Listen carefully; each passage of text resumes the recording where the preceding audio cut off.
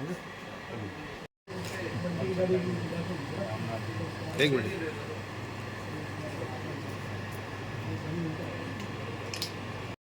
जी अश्विनी जी, क्या कहेंगे, किस तरह महसूस कर रहे हैं कि हरियाणा में शिक्षक होप आपने किया?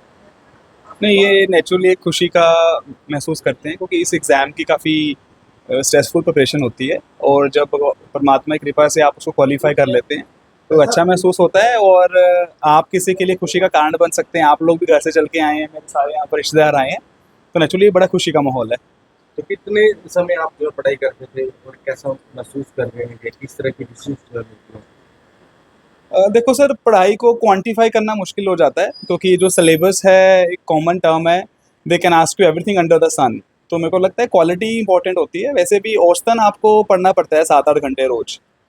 ये आपका कुछ पहला प्रयास था हाँ, या और भी प्रयास नहीं, किए? ये मेरा पहला एचपीएससी में प्रयास था। तो क्या कुछ कहना चाहेंगे कि जो लोग एचसीएस की तैयारी करते हैं, तो क्या कुछ संदेश दें उनको आपको? सर, मैं कहना चाहूँगा कि जो हमारा यूथ है वो फोकस रहे, अपना एक गोल फिक्स करे और उसकी तैयारी करे, क्योंकि 3 स्टेज होते हैं इस एग्ज़ाम के अंदर, प्रिलिमिनरी, मेंस और इंटरव्यू, और हर एक की अलग-अलग रिक्वायरमेंट होती है। जो प्रिलिमिनरी है वो फैक्ट्स पे फोकस करता है, जो मेंस है that is more of a knowledge कि आप कैसे देखते हैं आस-पास चीज़ों को, और जो इंटरव्यू में दे चेक योर पर्सनैलिटी।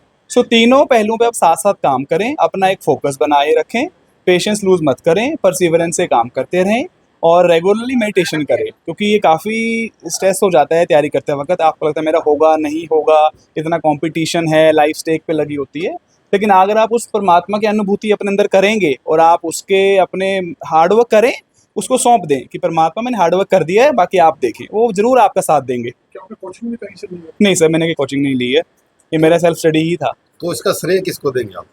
तो सर, इसका पहला श्रेय मैं अपने परमात्मा को दूंगा, जो पूरे सृष्टि के दाता हैं।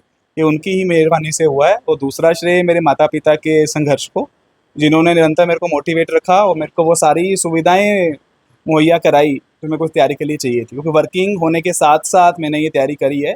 तो काफ़ी ज़रूरी हो जाता है कि परिवार आपको सपोर्ट करे। अभी आप क्या क्या करना चाहते हैं सब कुछ बनने के बाद, इतनी बड़ी पोस्ट पे पहुंचने के बाद? तो क्या मन में क्या रहता है मैं लोगों के लिए क्या कर सकता हूँ? तो मेरा सर जो फोकस है वो शिक्षा और स्वास्थ्य पे रहेगा, क्योंकि ये 2 मूलभूत सुविधाएं होती हैं किसी भी समाज के लिए। अगर हम इस पे डेवलपमेंट कर पाते हैं तो बाकी चीज़ें will fall in place. So once I am in the service in the field, so I would focus on, my focus would be on health and education. इसके बाद भी क्या कोई तैयारी आप करेंगे जिसमें से आपने एचसीएस जो है क्लियर किया है, यूपीएससी की तैयारी करते हैं? सर, ऐसा इंसान हमेशा आगे बढ़ता रहना चाहिए, उसको कुछ ना कुछ वो तैयारी में लगा रहे तो अच्छा रहता है, क्योंकि उसका उसका माइंड ऑक्यूपाइड रहता है, उसको मोटिवेशन मिलती है। तो they always option open to go ahead in life. आपके बेटे ने हरियाणा में अच्छे सुबह टॉप किया है, क्या कहेंगे? देखिए कि जब बच्चा कोई इतनी उपलब्धि को हासिल करता है, पेरेंट्स को तो खुशी होती ही होती है, पर बट जो मीडिया के माध्यम से ये मैसेज हरियाणा में या गुल्लाचिका में या पेहवा में फैलेगा, तो जो पेरेंट्स अपने बच्चों को स्टडी के विषय में बच्चों को पढ़ा रहे हैं, या जो बच्चे पढ़ रहे हैं, या जो बच्चे इस एचसीएस में यूपीएससी में एग्ज़ाम की तैयारी कर रहे हैं, तो बच्चों को एक उत्साह होता है और पेरेंट्स को उत्साह आएगा। और इस उत्साह को देखकर मैं ये चाहता हूँ कि वो बच्चे भी इस पढ़ाई को पूरा कर करके और पूरी लगन के साथ स्टडी कर करके इस एग्ज़ाम को क्लियर करने की कोशिश करें। लेकिन मुश्किल कुछ भी नहीं होता, उस परमपिता परमात्मा का आशीर्वाद साथ में है, पेरेंट्स का आशीर्वाद साथ में हो और लगन से, सच्ची लगन से इसको पढ़ाई को करें। तो मैं तो यही कहूँगा कि अकेला अश्विनी गुप्ता नहीं, बहुत सारे हरियाणा से अच्छे बन के वो निकले स्टडी। तो थोड़ा सा इनके जान के बचपन में ये कैसे थे, क्या इनका एम था, थोड़ा सा बताइए। बचपन में ये थोड़े से नटखट थे। और होता क्या था कि जब ये मामा जी के घर पे इनका पेहवा में आना होता था और वहाँ जा कर के आना होता था। एक छोटी सी बात है, लेकिन वो हमारी पर्सनल लाइफ की ही बात है, लेकिन मैं शेयर करना चाहूँगा जो आपने नटखट की बात पूछी मुझसे। एक बार हुआ क्या, इनकी नानी जी थे, तो उन्होंने यानी कि मेरी वाइफ को मम्मी को इनकी मम्मी को शॉल दे दिया। तो उसने कहा कि नानी जी इनको क्यों दिया है? तो कहते कि मेरी बेटी तो दी है। कहते मेरे बाबा जी तो हैं, उनकी लोई कौन देगा?